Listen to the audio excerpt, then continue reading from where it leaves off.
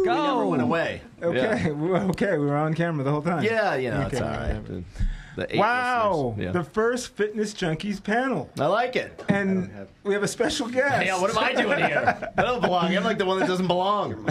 John Orlando, just for those of you who don't know him, he is the brains behind Sticky Paw Studios. And Actually, Travis is the brains, but yeah. Well, yeah, yeah. He's the idea guy. I'm just the idea guy. I'm the hype man.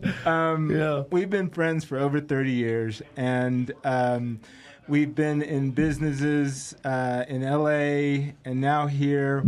And we're going to take over the world one of these days. One of these days. Yeah. This was his brainchild, doing a 24-hour podcast live. Dumbest idea ever. Yeah. I don't know. But it seems to get people excited about it because it's live. And I've been on the show before, but I've never had a dedicated segment to Fitness Junkeez. So you all are taking part in this inaugural experience. This is the first panel. History in the making. Yes, history in the making. And I have a unique podcast where I like to bring in assets from videos that either I've seen on the social media or by my clients, and then sometimes we actually go shoot live at their locations. But I want to first get some introductions to my panelists. We'll start here with Sam. Hi. Just tell us who you are and what you do. I'm Sam Catlin. I'm a bodybuilding coach. So I work with Team Elite Physique here in Las Vegas. And I mean, that's pretty basic, but yeah. That's good. Yeah. Adam? I'm Adam with See You Later Leaner, which is also a bodybuilding team here in Las Vegas. Okay. I'm I'm Ron Gallagher. Right next door is Maximum Velocity Physical Therapy, but I'm basically a sports-oriented physical therapist. And I'm Erica Loren. I am the owner of Paracel Aesthetics, Dermatology, and Wellness, and NP. So I'm an optimal aging expert. I do like weight loss and hormones and Botox and fillers and all that fun stuff. My name is Christy Vaccaro. I own FitLV Fitness and Nutrition, and I am a women and moms transformation specialist. So do a lot of nutrition and fitness coaching for women and moms. Nice. We did me. What do you do? Well, I don't know. Take up space. The New ideas. streams. Yeah. You know. Awesome. So let's get started with the first video, Travis, the dude in the water. Everyone says discipline is so important, but they never want to tell you why. I'll tell you why. It's the strongest form of self-love. It's ignoring something you want right now for something better later on. Discipline reveals the commitment you have to your dreams, especially on the days that you don't want to. The future you is depending on the current you to keep the promises that you made to yourself yesterday. That's today's words of wisdom. Why don't you watch that again? I absolutely love that. Yeah. And that kid, I don't know who he is, but he's got it. I wish I had it at his age. But I know everyone sitting around this table has had and does live in a disciplined manner to get to where you are today. You've all pushed back gratification to build your business, to build your brand, and let's go this way this time. And what do you think about discipline? I don't think I had it until the last few years. I mean, you probably know just as good as I do. You could probably do a novel on this. If I would have done half the things Gio told me to do in my 20s, 30s, and 40s, I'd probably be in a different place. But, it's like you used to always say, like, it's not the hour in the gym, it's the 23 hours you're out of the gym. And it's such a simple concept. But I just couldn't get it right for so many years. It wasn't until like 2019 when I first got my diet under control, and then I got blown out of the water in the pandemic a little bit. But now I'm back on track the last couple of years. But like it's weird. It's hard to start be on the highway of discipline, but once you're on it, I think it's easy. Like, I mean, imagine. What are your thoughts? Yeah, so with discipline, I think a lot of people go wrong in trying to come out the gate so hot, and they have to build up a layer of self-trust with discipline in the small things. Like I always say, your alarm going off in the morning is your first opportunity to start with a win, because when you hit snooze, right, you're starting with a loss. But it takes discipline to get out when that first alarm goes off. So if you can practice discipline in a really small way to start and build up that self-trust that I'm going to do what I say I'm going to do, that discipline is going to continue to build that self-trust. And it's also something you have to continue to practice every day. Feel free to jump in, anybody, if you have a thought. I think a lot of it is maturity too. As you get older, you realize you're not like a superhero. You start getting like those aches and pains, and you're like, "Why is my knee hurting?" Right. Yeah, and so you're like, "Okay, maybe if I want to live a quality life as I get older, I want to be able to run around with my kids or my grandkids. I need to start living better," and it becomes more important. And it's about self-love, taking care of yourself, so that when you are older, you can do the things you want to do. When the kids are out of the house, finally, you can travel and feel good while you're doing it. So I think it is something for most that will come with maturity if they don't have it at a younger age. Right. I always think about it as in discipline doesn't equal torture and all the worst things. It actually gives you freedom to indulge and live life, as everyone says, on occasion. Whatever that is for your individual journey. Meaning, is it a 20%, 80% discipline, 20% indulgence? So there's an equation for each person, and I think the thing that you might have learned, or people out there that might have learned in their business, where they're disciplined to build a business, they don't seem to be able to translate into that to themselves and their health. And that's, I think, a lot of what we do here at this table.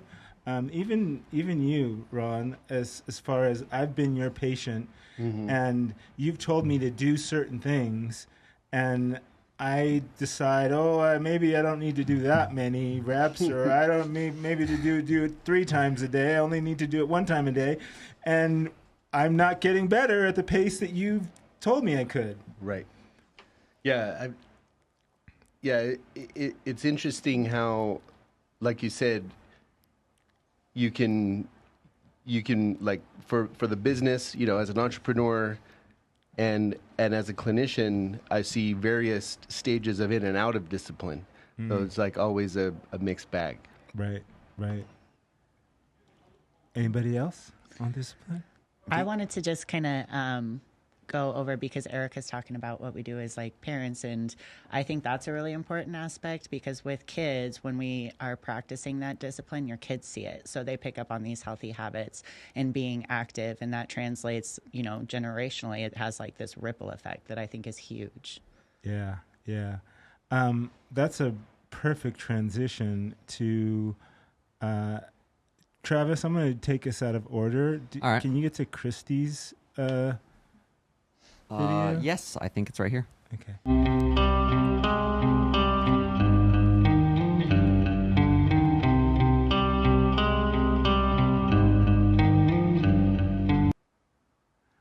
So is that your son watching you?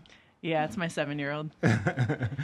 So talk about your life with your kids, and you've had some really crazy responses on social media about that. About that video? Yeah. So that video, I think it had over 1 million views and a lot of negative comments that, like, everyone wants to go viral until it happens. And then you're like, Wait, what did I miss? What was controversial about that?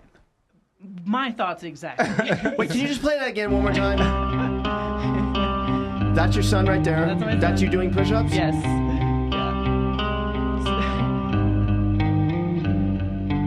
So there were a lot of comments that I was like forcing him to sit there. He was bored. Oh he was my miserable. God. I mean, People. you name it. Come on. Things about my body. Like it just spiraled into Jealous. a lot of negativity. And I was like, okay. But the point of that, he comes down from bed, he sits down, and the first thing he sees in the morning is mom and dad working out, right? Right. And like you just said, we have this opportunity and responsibility, more importantly, as a parent, to show and demonstrate how we take care of ourselves. I'm really, really big on, I know a lot of parents, a lot of the moms I work with will drop everything to tend to their kids. And from the beginning, we set it up in this very much like, you come down, if you're like, Mom, can I have a this or that? In a minute. Like, I don't want them to just think that they are the only person that matters. Because if I'm dropping everything to tend to them at all times, they're going to expect that from everyone else.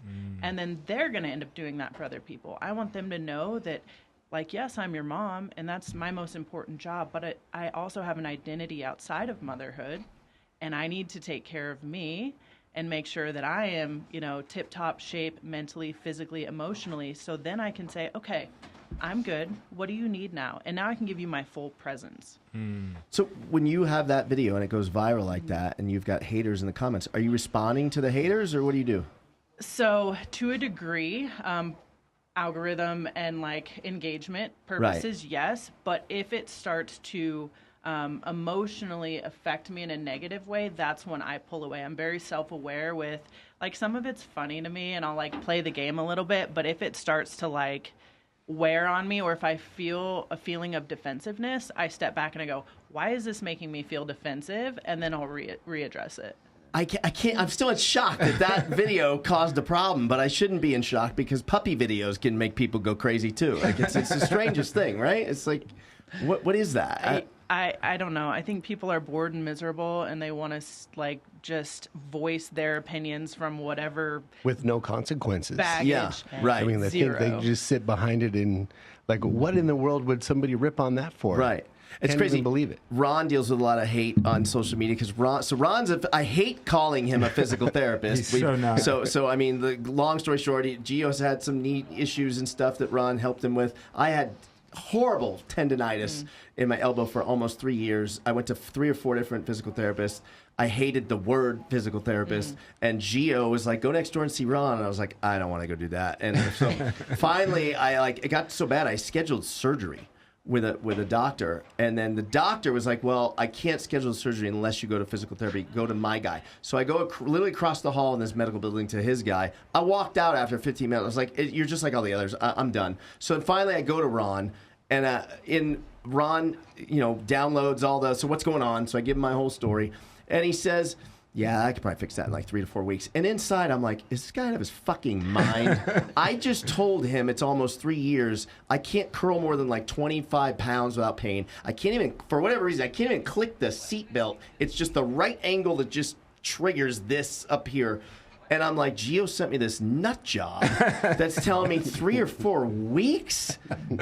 3 weeks. Fixed. That's amazing. It's crazy and doesn't lay a hand on you. So him calling himself a physical therapist, it's the wrong thing. But so Ron puts out a lot of content now. He puts out videos with his 2 cents on stuff that, what physical therapist is it's the norm for their treatment. And he's against the grain. So to people that don't know, including me before I knew, I probably would have been one of those people online saying, are you nuts? Dude, come on. You're not going to fix tendonitis in 3 or 4 weeks. Do not listen to this man is what I would have said if I didn't know you. Right. But I've sent him, I don't even know. I lost track, 20, 30 people by now. Wow, But how do you do? You kind of go back at the haters in a nice way. Well, I try to spin it into funny. Right. I don't care about this guy, in Australia who thinks, they don't like what I have to say, so he can just get on here and just say whatever he wants. Right. He wouldn't say that to my face. Right. So I think it's funny, and the post that I had, it's right at 2.3 million.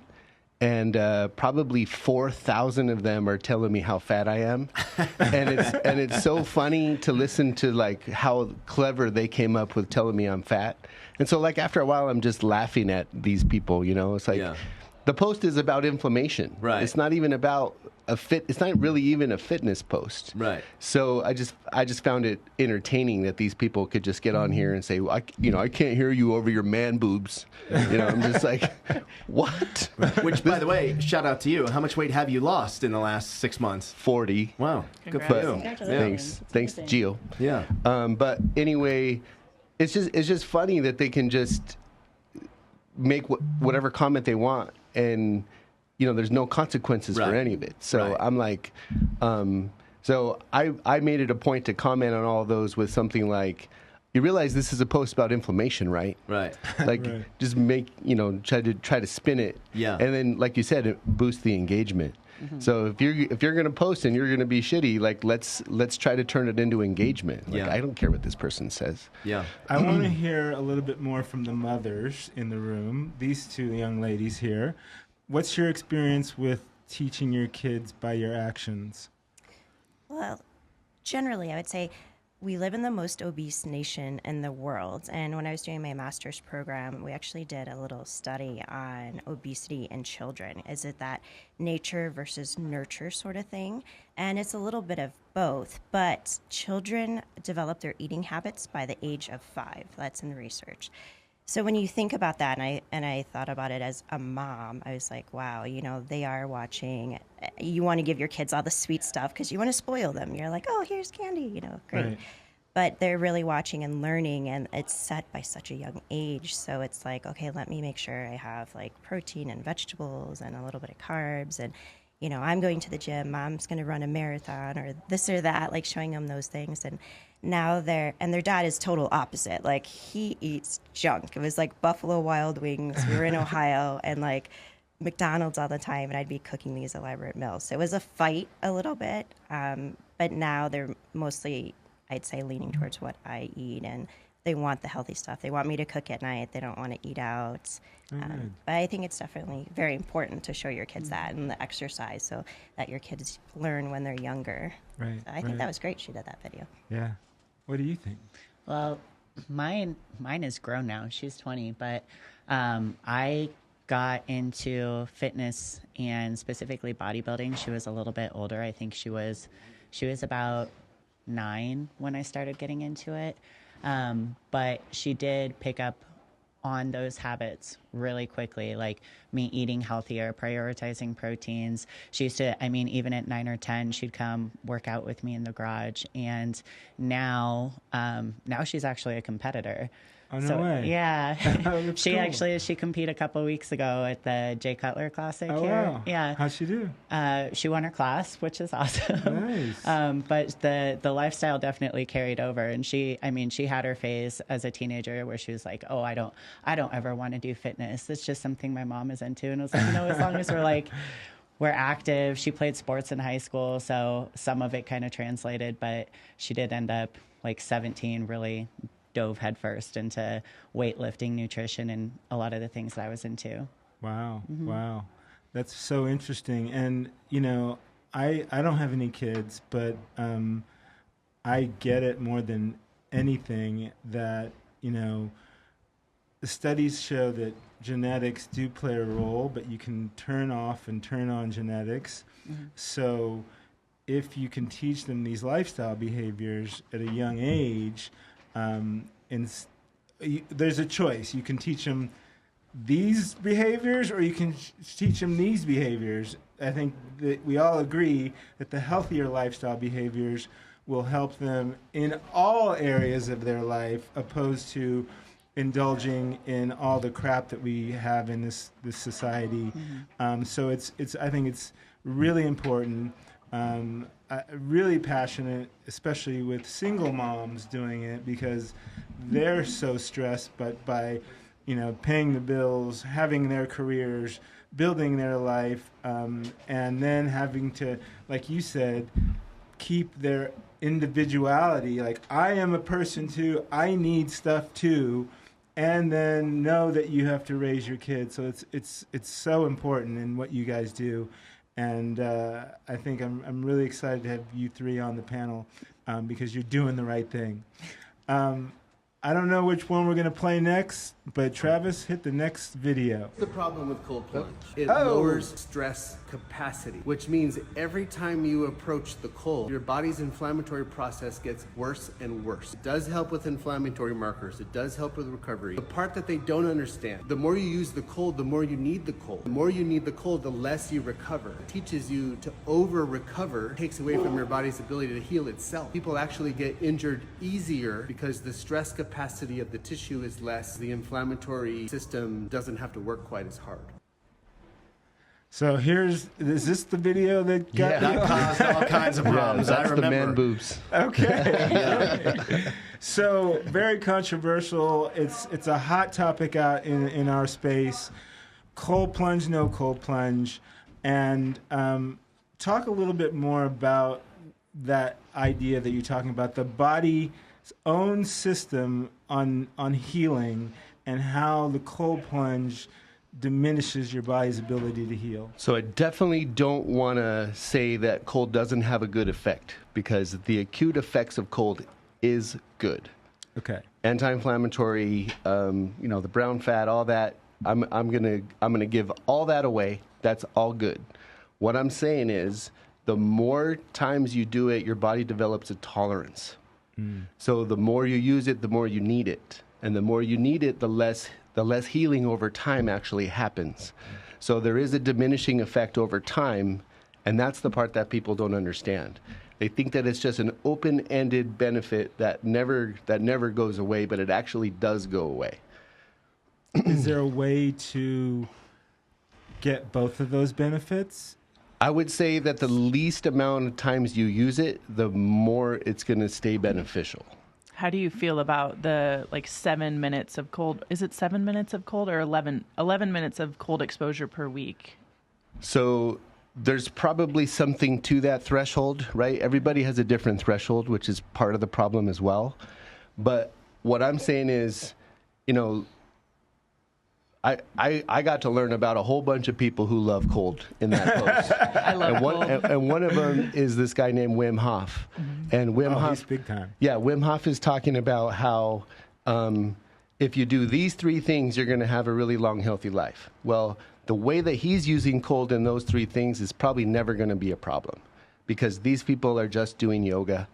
And at the end of the day, there's nothing wrong with yoga, but it's really not vigorous enough to cause injuries that you have to recover from. So if you want to do Ironman, if you want to do 1 or 2 Ironman a year, I don't think you want to be in the cold, because you want to teach your body how to recover. And if you don't recover on the fly, eventually the cold plunge is going to be a problem.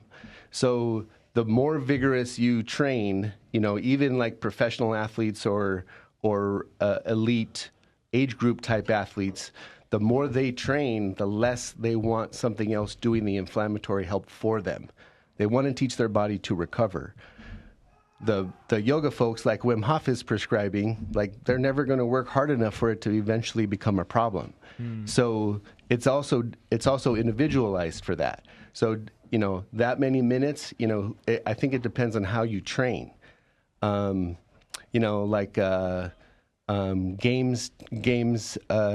CrossFitters, they probably don't want to be in that cold all the time. There's definitely research to show that it takes away from strength, it takes away from recovery. I mean, at the end of the day, teaching your body to do the work is what I think is the most important thing. Doing something for the body is not what you want. It's a brace. It's a chemical brace. So use cold exposure, but don't rely on it for your recovery. Exactly. So a good example is two elite soccer players. One person never, ever does anything outside of just recovering from sport, and the other one does everything. The recovery boots, the cold, all of that family of stuff. Massage, I put in there. They both sprain their ankle in a hole really, really bad with lots and lots of swelling. The athlete who always looks for inflammatory help will take longer to heal. The swelling will be there longer. Return to play will be longer.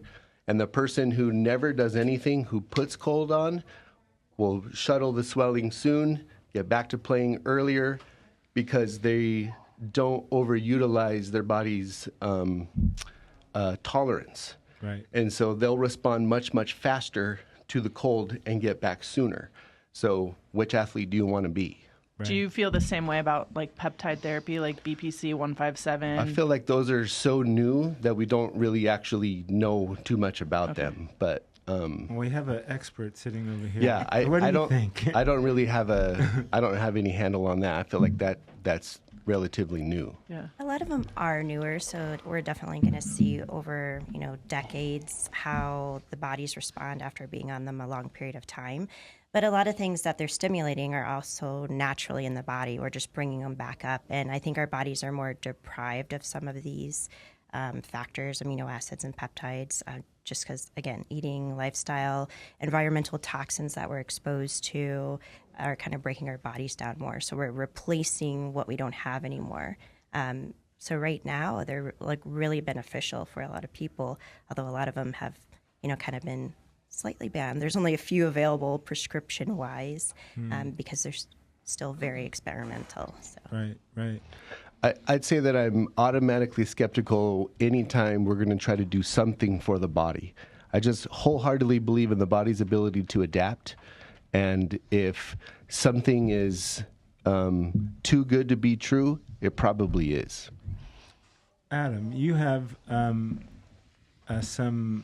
very common ground is your practice and the shock stuff that you do with your clients. Yeah. Talk a little about what you do and your anecdotal experience of what those programs do. And again, it's exactly opposed to what he's saying. But what do you think about your treatments? Yeah. Well, it might not be opposed to what you're doing because in the amount that we use it, and Sam actually has one as well, we don't let our clients overuse that machine because they need... What's it called? Oh, it's called Newbies, so it's a neuromuscular re-education device.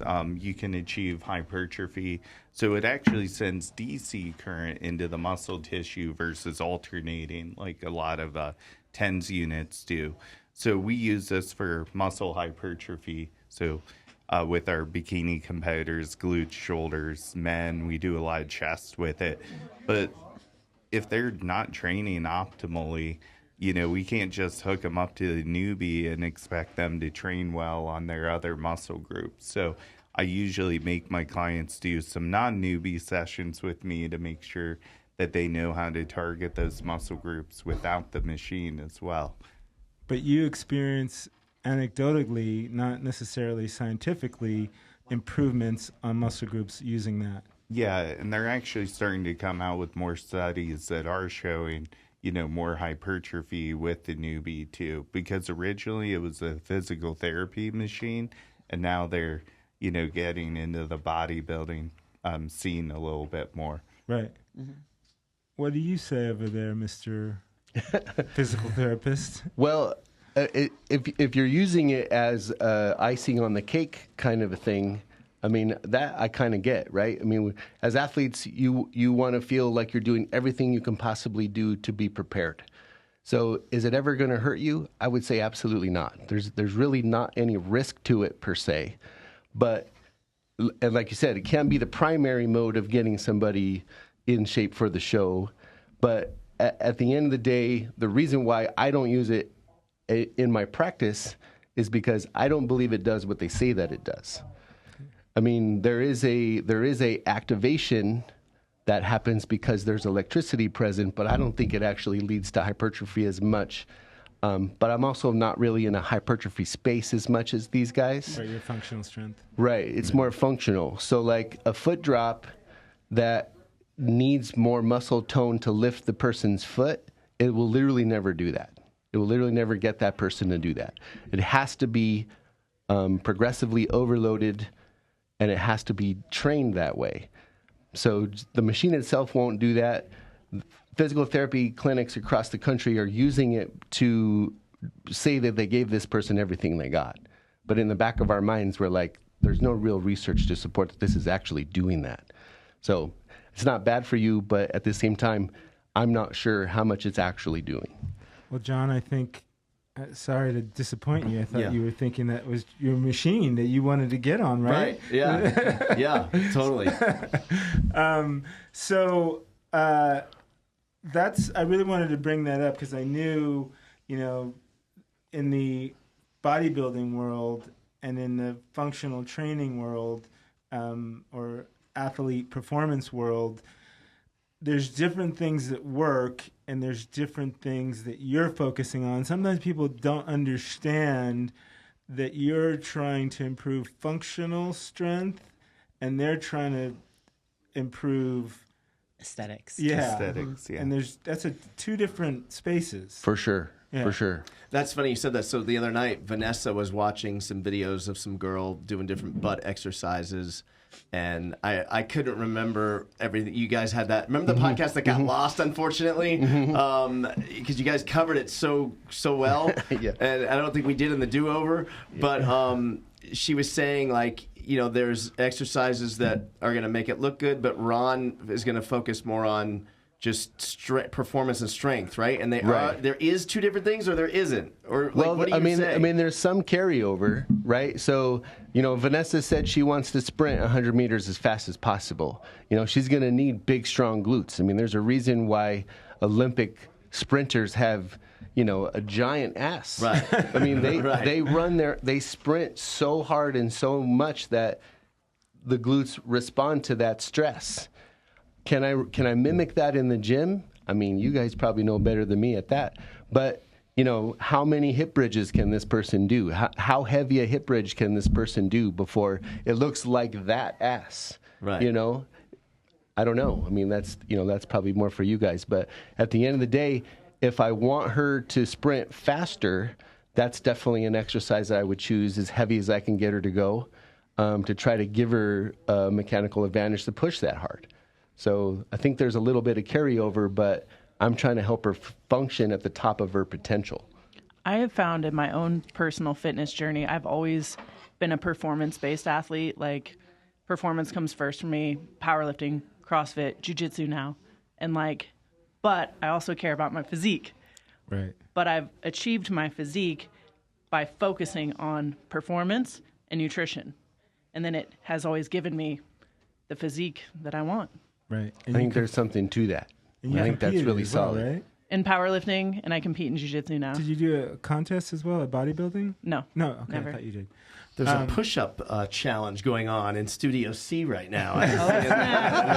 We need That's someone George- needs to go sit on his back. George Carmona from the studio and Gridiron Junkeez host trying to bang out. I think they're all trying to do. I those think they're all half trying to reps? do 50 push-ups an hour. Yeah, that's we're about on for right. 24 hours to get to 1,200 push-ups. Are we counting Do you- those reps? So do you somebody think else. that's- She's like, those kinda aren't look pull like reps. Like that's no good. I'm pretty sure she's in the comments with that. But wait, do you think it's possible to do 50 push-ups an hour for 24 straight hours, or would your body just is your body going CrossFitter. to? She's yeah. I'm 1,200 not push-ups. No problem? No, I would have problems. No, you wouldn't. So these guys have no shot. These mortals. Are they Untrained. tag teaming each Untrained. other in? No, It's not we like- each have it's to do not like they 1,200. train for that. I know. I think it depends on how long the levers are. I have long arms. There you go. How many push-ups did you just see that you would qualify as a push-up? 2? Is this? She would count no reps. Those are, No. those We are can- weak. we- That's not a push-up. no good. Austin's getting Austin, that's not a blasted. push-up. Weak sauce. I think we need to scale him. Maybe like wall push-ups. Good effort, though. I like it. Scale him. Sorry, I didn't mean. I could saw it in the little bottom right. I had have to a bring it quote. up. It's called "Scale, don't bail." So I would Okay. rather scale someone's reps, either to their knees or to the wall. You got this. You basically got no reps on all those. Yeah. It's all right, Austin. Hey, it's okay. I gotta Hey, it's keep the this thought score. that counts. Gio, I'm in the lead. I have 115. Oh, shit. I got to get back on that. Wow. Travis, let's play the next video. Hey guys, this is Adam with See You Later Leaner, and today I wanted to talk about a question I get asked a lot, even by my clients or people on Instagram. I'm sick today, should I train or not? And usually my first question is, well, what kind of symptoms are you having? And these are always the foundation on whether I choose if somebody trains or not. So the first reason I might have someone not train is if they're having a fever or anything like that. And the reason why is if they have a high body temperature already, what's going to happen when they start working out? So we definitely want to make sure that we're not increasing that body temperature anymore, because that can definitely make symptoms worse. The second reason is vomiting or diarrhea. We definitely don't want my clients going to the gym then. First of all, potential embarrassment. The girl you've always wanted to ask out could be at the gym and you have an episode and you'll just never feel comfortable wanting to ask her out again because she saw you either throw up or poop yourself in the gym. So you definitely want to avoid embarrassment there. But I would say the second most important thing aside from embarrassment is the risk of dehydration, which can cause a lot of other issues as an athlete. So definitely don't go to the gym if you're, vomiting or having diarrhea. And then the third and last thing that I would say don't go to the gym and train is if you're having body aches or anything of that nature, it's usually going to make things worse. Now, everyone's probably thinking, you just told us never to train when we're sick. So there is a time where I would say you can train when you're sick or just not feeling well. There's something called the above the neck rule. So that's going to include like a runny nose, maybe just a sore throat or a headache. In any of those instances, I think it's okay to train. I wouldn't train at your absolute hardest. I think it's good to go in and get a good cardio session, especially if you have some congestion. I think that can be very helpful also. But rewinding back, if you're sick, what are some things we should do to help the healing process? So the first thing is going to be increasing your water intake. So definitely staying hydrated. That's going to help things pass faster. And the second most important thing is increasing carbohydrate intake. Now this might more so apply to people who are in contest prep, but oftentimes when my clients are sick, I actually give them more carbohydrates, even if I have to lower protein for them to get more carbs in. And the reason why is carbs contain the master antioxidant glutathione, which is really important to keep a free radical parade spreading across your body. So this is some great research that was done by Chris Masterjohn, PhD. If you guys don't follow him, definitely give him a click and look at some of his stuff. I'll actually put his info in the bottom of this cast and you guys can look at some of his stuff. And the last thing is definitely get a lot of sleep, guys. That's going to be one thing that really helps you, combat the sickness. Also, if you're feeling miserable, I always say sleep is the time machine to pleasure. I even say that when my clients are hungry, sleep allows you to, transport to the next universe where you can look forward to something. So sleep is going to make this time pass by a little faster. It's also going to help you recover, and that should be a game changer for you guys. So make sure you're getting plenty of sleep, even if you have to sacrifice a cardio session, if you're just having the sniffles or something like that. I think it's really important to do that. So hopefully this was a nice short video for you guys to watch, and hopefully it helps some of you, because I know I get this question a lot. I don't think I've seen anybody cover this online. So if you guys have any other questions or any topics you'd like me to cover, just type a comment below and we'll cover them in the next episode. So hope you guys are having a great day, and I'll talk to you soon. Let's talk about sleep for a moment during the 24-hour podcast. So this is our 5th year doing this. The first year we did it, we started at 8 p.m. That was pilot error on my fault, on my bad. So I was thinking I am a night owl, so I thought I'll go to bed real late the night before. I'll sleep all day, and then I'll come in at 8 o'clock and we'll rock this out. Well, that didn't work out because my phone doesn't start ringing during the daytime for business hours. So I went to bed at like 6 a.m. the night before, thought I'd sleep all day till like 3 p.m., I was up at like 10 a.m., could not go back to sleep. And so by the time we got in the 20th hour of the 24-hour, I'd already been up about 36 hours, and I pulled the plug after 20 hours. We didn't even do a 24-hour podcast, okay? So then I was like, I'm up at like around 5 a.m., so I was like, we need to start basically as close to 5 a.m. as possible. So I like wake up, come over to the studio, and start, and that made it easier. I had to take a lot of 5-hour energies over the last few years. So this year, I didn't even tell you this. This year, I thought I finally figured this out.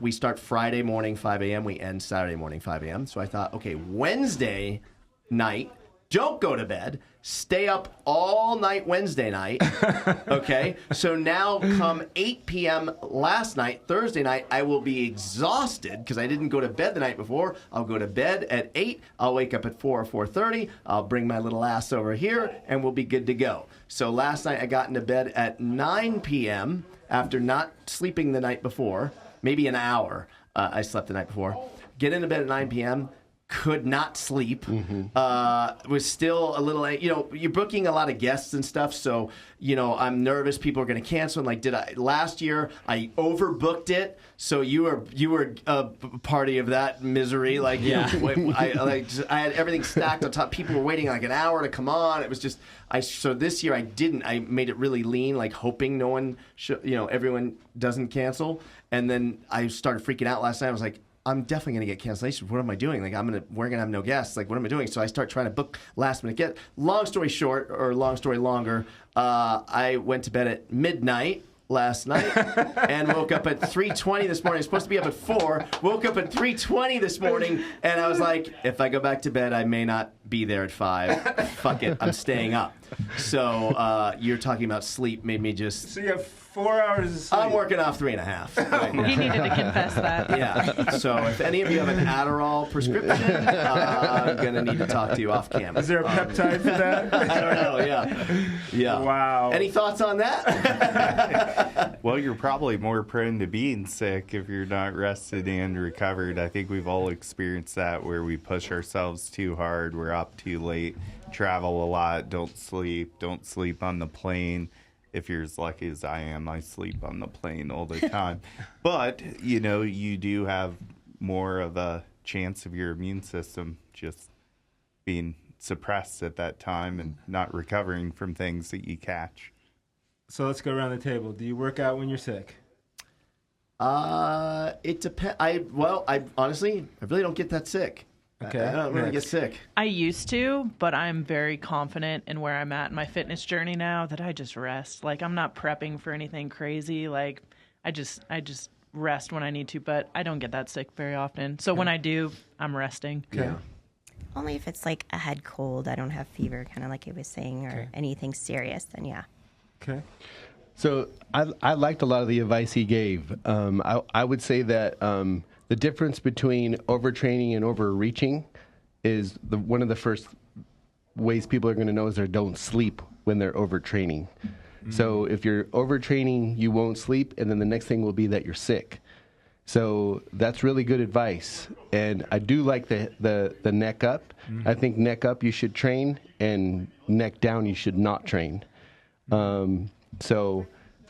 Yeah, that's my 2 cents on what Don't he said. poop your pants on the platform. Yeah, watch out for that. Yeah. And obviously you gave us your theories. Yeah, I would say, as I've worked with more and more elite athletes, when you first start coaching, you get anyone and everyone. And a lot of times it's just getting them to do the things. And now I have found working with more elite athletes, I'm telling them to pull back things more. And I will say that video was filmed pre-COVID and real length. Right. But yeah, it's definitely a battle getting these elite athletes to take time off. Right. I think you train when you're sick. You think so? I do. I don't get sick too often. Okay. All these healthy people. Yeah. I used to. I have a autoimmune now. I have Hashimoto's. So if I have like a flare up, then I never train when I'm having a flare up. But I honestly can't remember the last time that I was had the flu or something. I've heard of Hashimoto's, but I actually don't know what it is. What does it do? It attacks the thyroid. Okay. So I'm hypothyroid. So my body doesn't produce enough T3, T4 naturally. Got it. Yeah. Let's talk a little bit more about that. And your topic was going to be gut health. Yeah. And what does that look like in your life with Hashimoto's? And then how do you detect that in your clients? And what do you prescribe for that?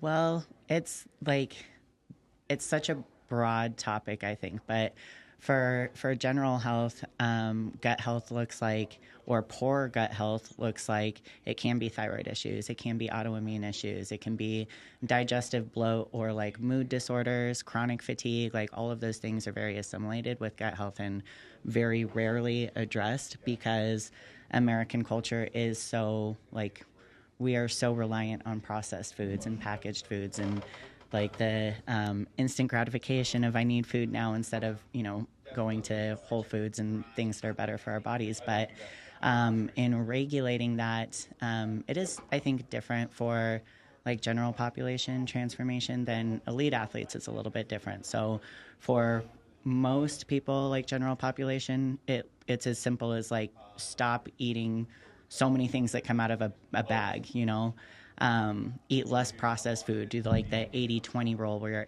80% whole food, 20% processed. And when it comes to athletes, particularly elite athletes, because they are more in tune with their bodies, they have a better understanding like, oh, this causes digestive bloat, or when I eat this, I feel more fatigued. And both of those are signs of like gut inflammation. But for those, there's usually a pause in progress when we're experiencing those things. So elimination dieting is what I found to be most effective. Removing the inflammatory factor and then finding something that digests better. But the poor digestibility, like that inflammation isn't just in gut health, it also translates over into like your joints too. So a lot of people who have achy joints all the time, like it stems from gut inflammation. Yeah, and then there's the microbiome in your stomach, but there's microbiome on your skin. I recently heard there's a microbiome in your nose. And I was like, whoa, okay. And I know there's one in your mouth. There's where we're getting all these environmental toxins, like you mentioned earlier, and all that disrupts our whole system. Anybody else have gut issues or things that they train their client? I know you do.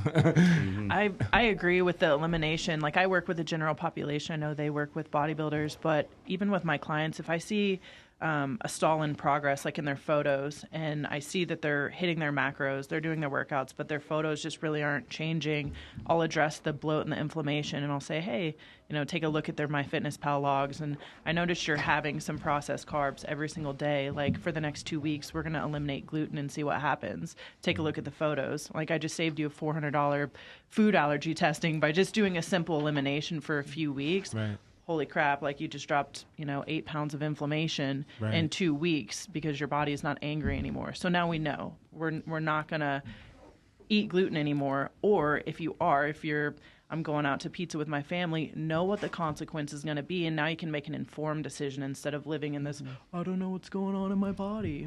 My joints hurt. My belly's bloated. Right. That's funny. Totally agree with that. I mean, I have patients whose inflammatory problems are not resolving. And then you scrub in on something like that, and it's just like you said, there's going to be some gut health stuff there. So, from an orthopedic point of view, there's definitely some merit to fixing the gut health to be able to address knee pain, shoulder pain. So progress in body composition, meat composition. I'm experienced enough to know how fast some things should change, and when it's not doing that, you start scrubbing in deeper, and you find stuff like gut health for sure. Yeah, it's a really big deal. A lot of patients, too, aren't thinking when the gut is not healthy, they're maybe taking all these supplements because they're trying to get healthier. And you're like, well, if your gut's not working well, you're not going to be absorbing those nutrients from your supplements. So it's like a wash. You have to make sure, everything's in homeostasis in your body. And the gut is so important for your immune system and nutrients and everything else. Yeah. That's, again, another great transition to Erica's video and the subject that a couple of people sitting at this table will be able to talk about in depth. Semaglutide is a miraculous drug and a huge success for my patients, but it does come with side effects. However, these symptoms may be mild or short-lived, which is why the doses slowly taper upward. Here are some ways I help my clients get through the initial hump with simple over-the-counter meds. Anti-flatulence medications like good old Tums will calm the rumblies of an upset tummy and stomach cramps. Poo accelerators like Colace or a big old glass of prune juice to alleviate backed up bowels. Anti-nausea meds like Nausine or natural ginger to help with queasiness. And last but not least, Parasol Med Spa's Probiotic GI Pro to help rebalance your gut biome. Follow me for more weight loss tips on IG at Parasol_MedSpa and send me a DM. Let's get that weight off and bring your sexy back. Well, I like the snap. yeah. Erica is actually a new sponsor of the show. She's going to help me do my Benjamin Buttons, turn back the clock of time. But I wanted her to talk about semaglutide because it's the weight loss magical drug that is changing people's lives. And two people at this table, if they want to speak up, have been on that or a similar product and have had great experience with it. First of all, let's hear what your experience is, and then we'll talk to the other two people.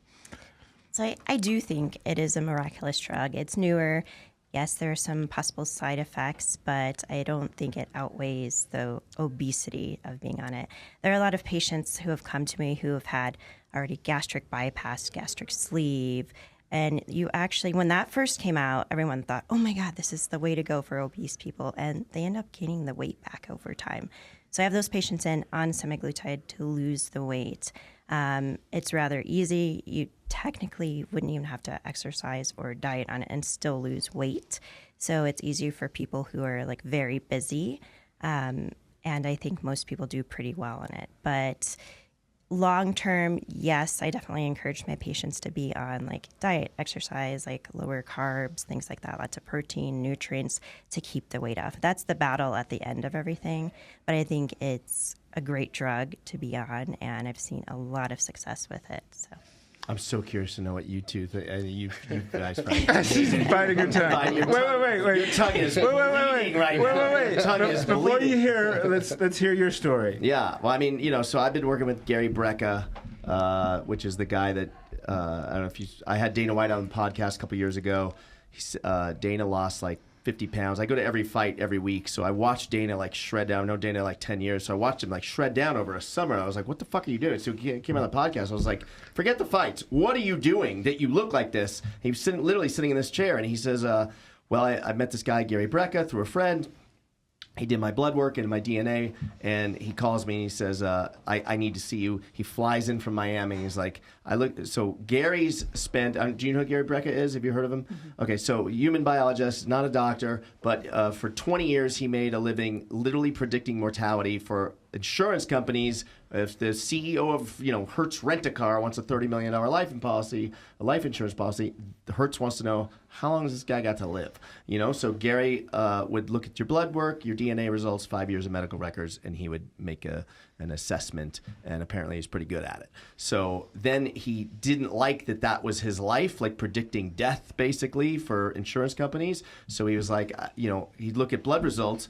Let's say it was yours or something, and be like, wow, if you could just cut out X, Y, and Z, you'd be so much more healthier. But he couldn't tell the patient that because he's working for the insurance company. So he's like, I want to work for the people, not the big companies, So he went to the other side of it. So when he looked at Dana White's results, he said, Dana, like based on your results, the path you're on with your diet, you've got like 10.4 years to live. So he put Dana on this program, peptides, semaglutide, blah, blah, blah. Dana lost all the weight. So then I got with Gary. You weren't obese. No, I weighed 207, but I didn't, right now, this morning I weighed 172. I didn't like the way I looked on camera. I felt like I had that fat, puffy face, but you wouldn't have called me fat, I don't think. No. But I didn't, if you would have told me you need to lose 35 pounds, I would have said you were crazy. like 2 years ago. I'd been like 35 pounds, like no fucking chance. Which is like, clinically obese, by the way. Thank you. But go on. So I was a fat bastard, but didn't know. A fat, balding bastard. So I lost weight. You know, I was on that. I'm still on it, which was my question for Gary today when he comes in later. I want to know, too. Can I come off of it? What's the deal? Curious to see what he says. And what do you say? What do you say? So I think that semaglutide is actually going to be the future of anti-aging drugs. So for a long time in functional medicine, we've been touting metformin because it helps to balance out insulin and glucose levels. But metformin makes people, they tend to get a lot more sick, a lot more side effects.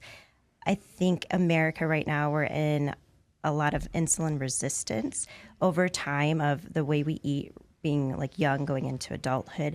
I think it puts a lot of pressure in the body of overuse of the pancreas and the liver and things like that. And that's what puts us into that insulin resistance. So this is kind of like helping bring that down. Yes, it would be better had we learned to eat better at a younger age and, not been insulin resistant, but this is what we're dealing with now.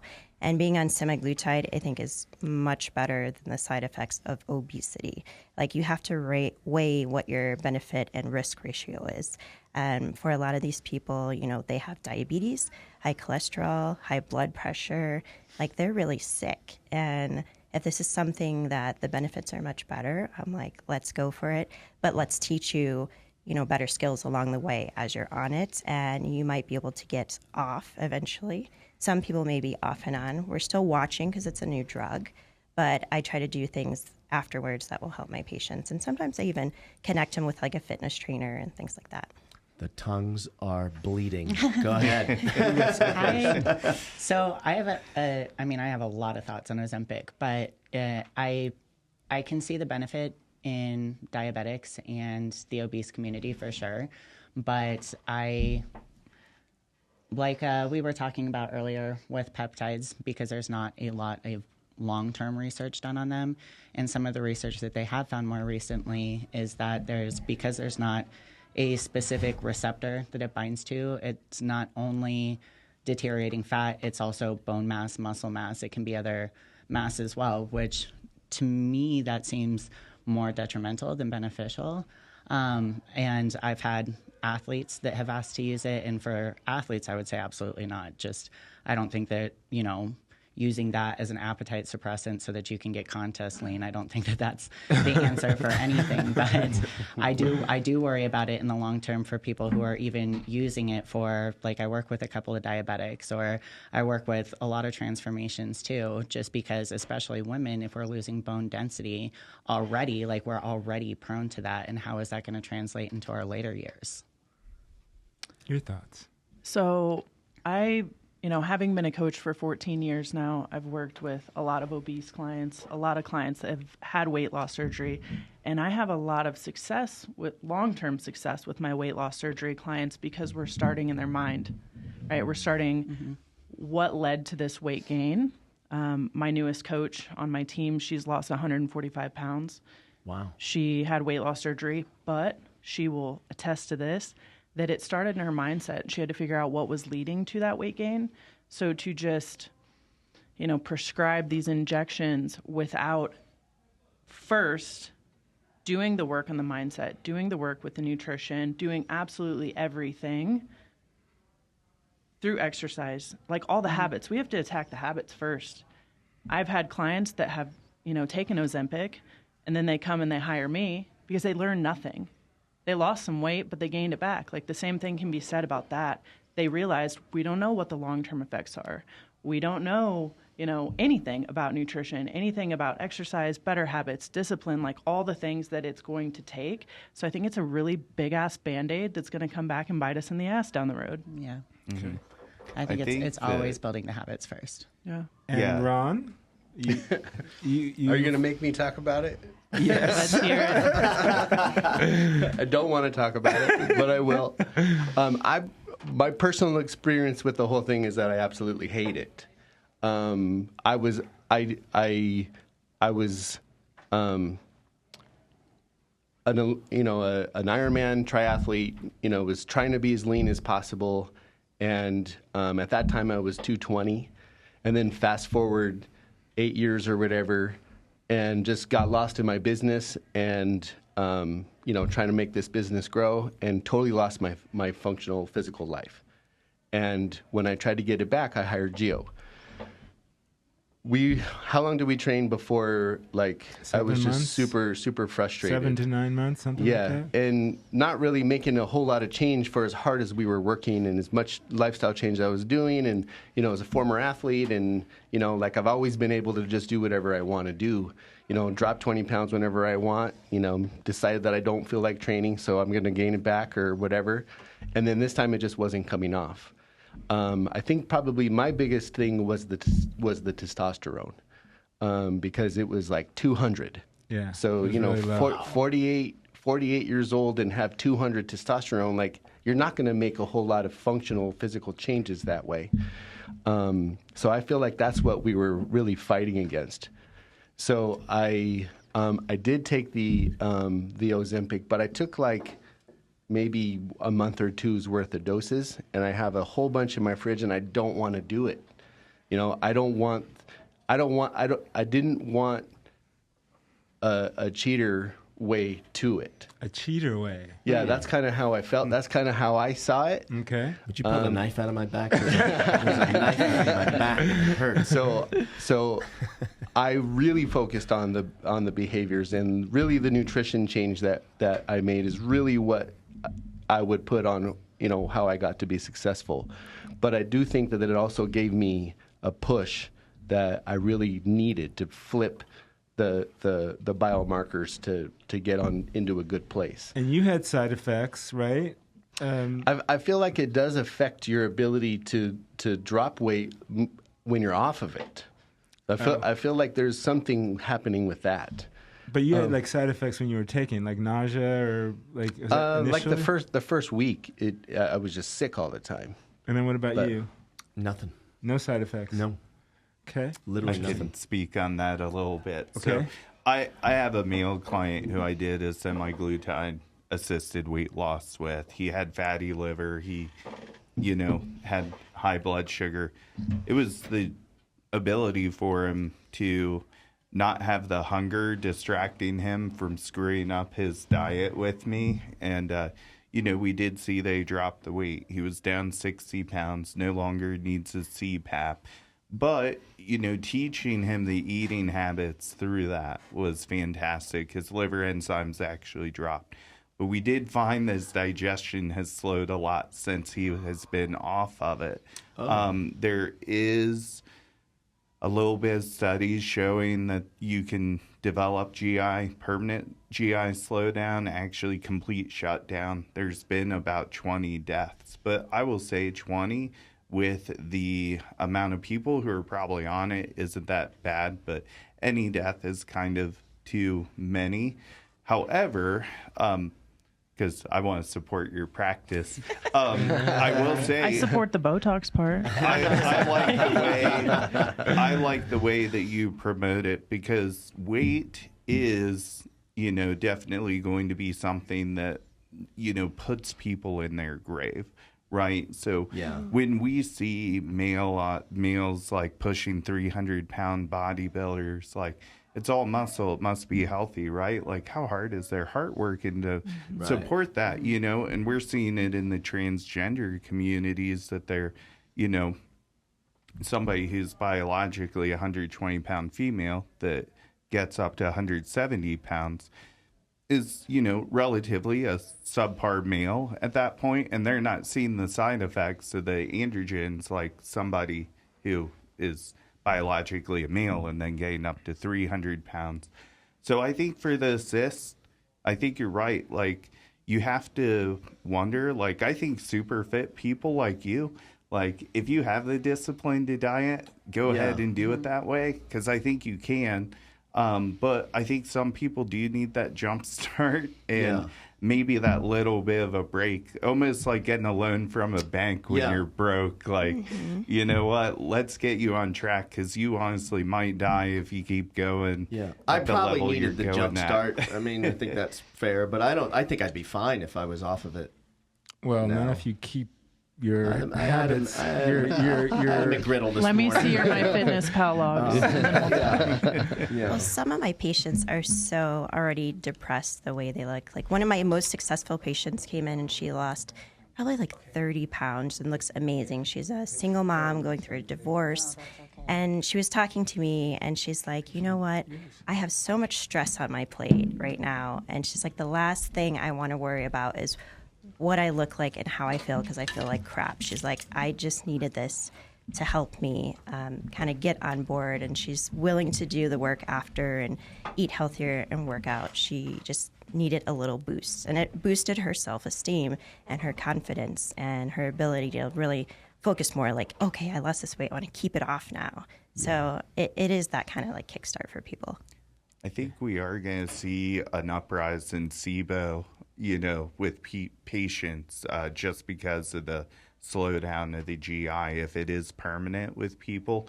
But I think we have time to see. But I am seeing a lot more SIBO cases, not always semaglutide related, but sometimes it makes me wonder if they have used it, is this why your body's process is to detox, and if you're slowing down the waist gain, now your body, it's backing up, and it's backing up quick. Like, that's not a good thing. But like you said, I think in super overweight people, risk reward. Yeah. It might be less risk to be on it than continue their lives like they are, but learn the habits during that time too. Yeah, I think you partnering with a coach would be amazing. That you could say, hey, like I don't recommend this before this. Like they can coexist in a really manageable way. Like you don't have to be drinking from a fire hose and do all the things, perfect macros, workouts every day. Like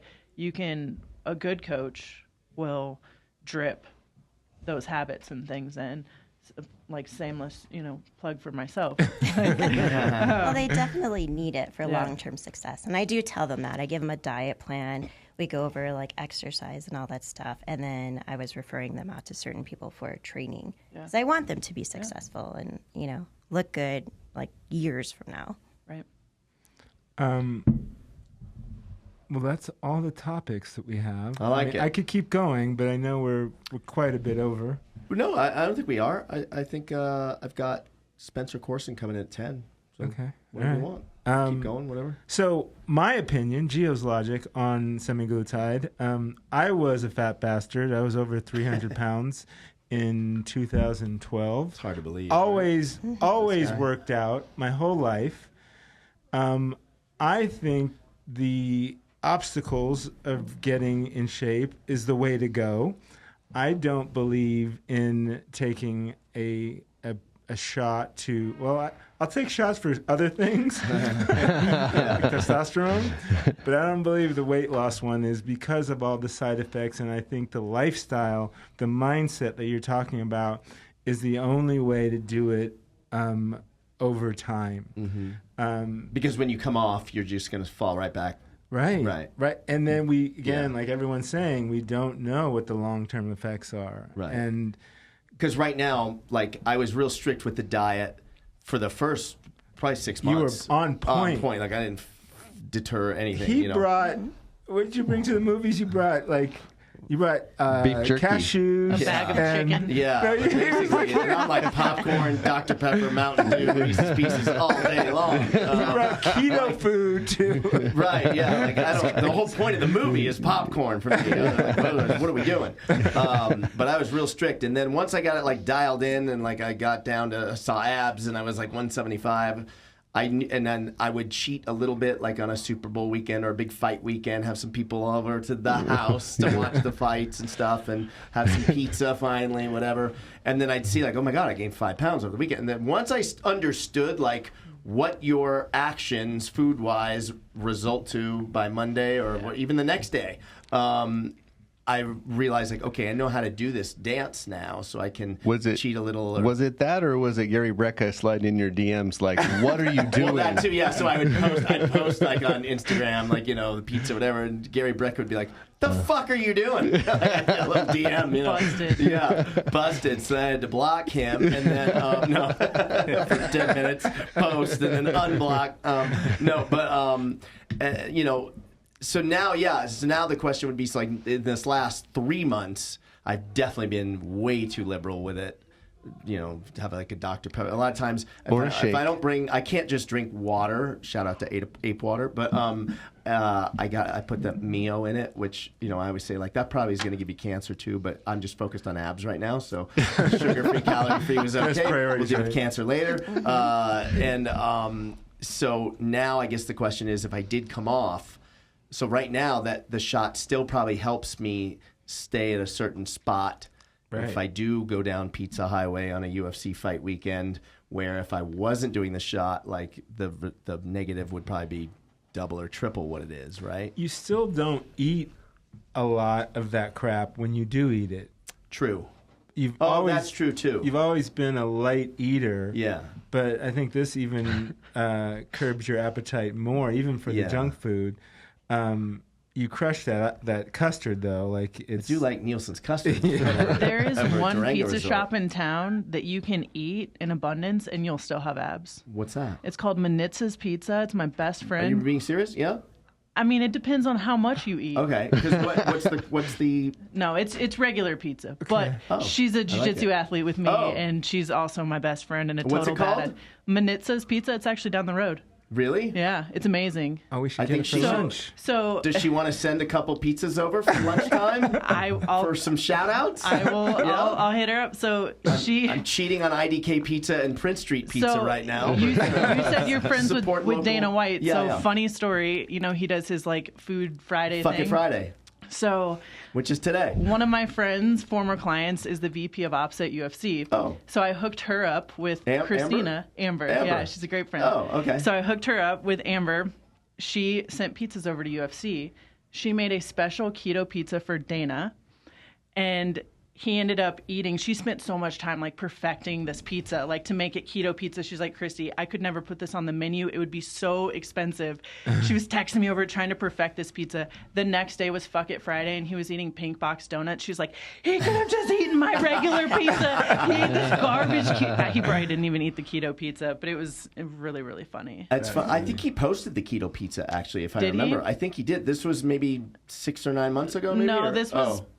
It was sometime this year. Yeah, it wasn't too long ago. Okay. But she was really trying to perfect this pizza for him, and then he ended up eating Pink Box the next day, and I was like, I text him all the time on Fuck It Friday. Like he'll post a video of like the chef there will make like some crazy dessert, and I'll be like, tell me the truth right now. You ate that whole fucking thing. Don't lie to me. I know you ate that whole thing. And he'll be like, I took one bite. Hunter ate it, and I was like, I don't know about that. I don't know if I believe that. But yeah, that's funny. So. Another question that I was toying with a lot, wanted to maybe bring it up, and it's been really bugging me for years, actually. And Let it out. I want to know what you guys think about eggs, and how many do you eat? Do you think it's, there's studies on cholesterol doesn't cause any kind of atherosclerosis or anything like that. But what are your opinions on eggs? Funny you ask that, because it seems to be trending that 1 year eggs are bad and 1 year eggs are good. Yeah. I think it really always needs to come down to the individual. Do they have high cholesterol? But also, let's not demonize cholesterol as necessarily a bad biomarker right away. What does that cholesterol look like? Do we have big fluffy particles, or do we have like small oxidized particles that are going to stick to the wall and block things? And I think that's where it's really individual, very genetic. I actually have clients who have egg allergies, or they've developed an intolerance to eggs because they're so popular in the bodybuilding community. It's probably one of my most common intolerances that happens over the course of time on working with an athlete. But they take a break from it. They obviously rebuild those enzymes again to then digest the eggs again. So, but yeah, I say everything in moderation, just as a general blanket statement to that. Don't eat eggs and primarily the yolks every meal. I'm more concerned that the chicken is a happy chicken. I like happy eggs. Pasture raised. The cage-free. When I go back happy home to eggs. Illinois, my mom's got chickens. Real chickens. The best eggs. Is it true the yolk is a different color? So every chicken has its own color of egg, not the yolk. Well, the yolks are like a deeper, Joe Rogan richer. was talking about they're this. orange. Yeah. Right. But every chicken will have its own like themed egg. Like she's got one chicken that only lays blue eggs, one that only lays speckled eggs. So if you were a chicken, you'd have your own style of egg. Wow. Really? What would your egg be? I don't know. Yeah. Think about it. Action egg. Yeah. Well, when you Confetti. say there's so much in the egg aisle. There's cage-free. There's pasture-raised. What are you talking about? Level of? Are you talking about? How happy are those eggs? Yeah. How happy are the eggs? I mean, I look for that. There's actually, it's called Happy Eggs. I buy those. There's one pack that's like they're all different colored. Yep. They're like, I know those chickens. Those are the happy they eggs. They got happy booties. Okay, that's a plug for Happy Eggs. Could be a sponsor. What do you think about eggs? I mean, they're a good source of protein. It's just the yolk, of course, that has a lot of like the fats and things in it. So if your body is tolerating them well, I think I eat them every day. Me So, too. Yeah, I like them a lot. I think eggs are nature's multivitamin. So I eat between 5 and 8 eggs a day. Do you really? I'm big on eggs. Yeah. I eat 3 to 6 eggs a day. Wow. Okay. I'm good for egg. 2.5 a cup of whites. Yeah, and then there's the whites thing. I just like to boost. So what I tell my clients with eggs, I am team yolk, but there needs to be that balance of protein and fat. So I'm a macro coach. So if you're going over on your fats every day, but we want to incorporate some eggs, let's dial it back. Let's do 1 egg plus 1/2 cup of whites. Now we're going to increase the protein, keep the fats at 6 grams for that protein source. And you get the vitamins and stuff that is in the yolk. Sure. That's a good idea. It's already so hard to get enough protein in a day. So like being able to have eggs is great. So Especially it's a for protein women. source. Usually that's a struggle for women. I hit 190 and no problem. That's great. That's great. What about you have a client that is soon to be on the show here because she filmed it while she was here for a show. She's got a lot of stuff going on. And with you, and I want to talk about kind of like the blood work and the, like really starting there with a lot of these clients that walk in your doors. Talk a little bit about your client, your athlete, and then talk about blood work and how important that is to you. Yeah, so Alicia has a lot of issues. She has vertigo. She has POTS syndrome.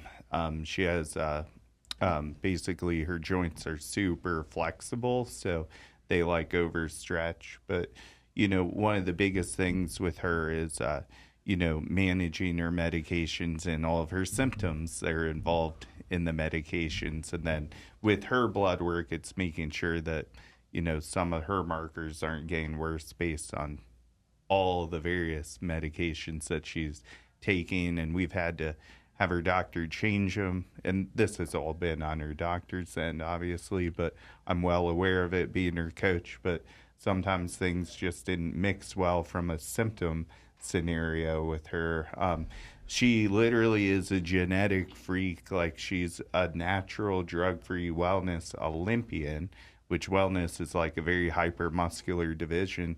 So with all these great cards she got dealt, I'm like, I feel like God played a trick and was like, I gave you all this, so I got to like give you some bad cards here and there. So, yeah, basically. Does she have Ehlers-Danlos disorder? Yes. Yeah, I couldn't think of the name, but yes. My mom has that, and when you were describing the hypermobility, it's like pretty rare, and not a lot of people know what it is, but it's interesting. Yeah, it's so important for her to train to, you know, keep her muscles strong enough to keep the, you know, joints aligned. Yeah. It's amazing Do you know she's able anything to about achieve that? that. Yeah. You could say that. I know a lot about it. My experience with Ehlers-Danlos, it's one of those diagnoses that we call the bottom of the barrel diagnosis, which means there's not really a test for it. I think from the time that the athlete is a kid to the time where they are now, there's been some training errors in that time where they're either not training enough or over flexible and understable. And then over time, their connective tissue learns a length that they can't tolerate. So once they're past a certain length and tension threshold, they start to get pain all the time. So if you back that person all the way up to the very beginning with all their stability and you clean up the stability problems that are there and then get them nice and strong, that they get all the way out of pain and live full functional lives. Which makes sense with the vertigo. She's been unstable for a long period of time. And that's probably what's... I find that the vertigo population of clinicians are usually not very skilled. So, if you went to a certain few places and, you didn't get better, I wouldn't be surprised. Mm-hmm. It has to be really, really skilled, really, really particular. And I don't know that happens as much as people think. Mm-hmm. So I think that population of people get mistreated a lot. And blood work in your world, how important it is, how does it work in your practice? So everything I do is like an inside-out approach. So yes, I'm doing like on the outside, the Botox fillers and lasers, but I'm really looking at functionally how the body is working. So blood work is an important component, but it's also symptoms. I'm kind of painting a picture of what's going on in the body by combining those two, what the person tells me and what I'm seeing going on in their blood work. So a lot of patients I do have on bioidentical hormone therapy, especially they're in perimenopause, menopause, andropause, where they're losing the amount of hormones in their body. So I'm replacing them. Yes, it's like, not a natural replacement as far as the body is aging and that's what happens. Everything drops off. But we are living much longer lives in the human society. So, maybe Jesus' time we were dying at like 30. Now we're living to like 80, 90, 100. So who wants to live being sick and not feeling well? I bring people's hormone levels back to closer when they're age 30. So they're more functional. They have quality of life. They feel better. They're gaining more muscle, losing more fat. Cognitive function comes back. Libido comes back, like happy marriages. So, it's definitely like a whole, like systematic approach to everything. Right. How do you play with blood work in your clients? Is it case by case? Yeah, definitely case by case. Symptoms first, and then we don't do any of that in house. We don't have someone that we partner with, but we definitely encourage it. Hello. Yeah. See, we can help each other. We definitely encourage it if the symptoms are there. I'm a believer in, hormone replacement therapy and things of that for both our male and female clients. Like, I think it's becoming more and more regular to hear about women going on testosterone creams and things like that because, why am I tired? Why do I have low libido? All these different struggles. And it's so common for men. And just now we're starting to hear more and more about women exploring their options. And they're like, wow, my brain fog is gone. Wow, I, don't need 4 shots of espresso at 3 p.m. every day, Right. Mm-hmm. I really think back in the days when they were like hanging witches, like the witches probably were just going into menopause and they were having mood swings. And now we're like, you just needed some testosterone and estrogen. That's great. We're pumping up on 10 o'clock. Yeah. We're almost up. We're almost done. Yeah. Not really. Right, yeah. At 10 o'clock, we have 20 hours left. 20 hours just left? 20 hours left. Yeah, Those first 4 fly by. Not even a fourth. I don't think we had the lower thirds ready for this show, but tell each person, where people can find you and how to get in touch with you. Yeah, at FitLV Fitness and Nutrition on Instagram and all the other networks. I'm following you now. Please do. I'll follow you guys back. And I'm at parasol_ med spa, so on Instagram. The Instagram is MVPT, and the website is maxvelocitypt.com. Cool. Orthopedic needs. And mine is at See You Later Leaner for mine. I like that. Nice. Wow, this was great, guys. I think we'll do more of these. I think it's really great to hear different perspectives, a lot of synergy among the group, not planned. I didn't want it to be an argument on anything. I think everyone has their own perspective, especially when we're in the field and dealing with clients and see it firsthand. I don't like to discount that, even though there's not a study on it. It's like, well, I see it every day. It works. So thank you all for your time. I'm sorry we ran so late. Thank you for having me. Yeah. Thanks for Thank having you. us. This is fun. Fun. Awesome, guys. What's next, George?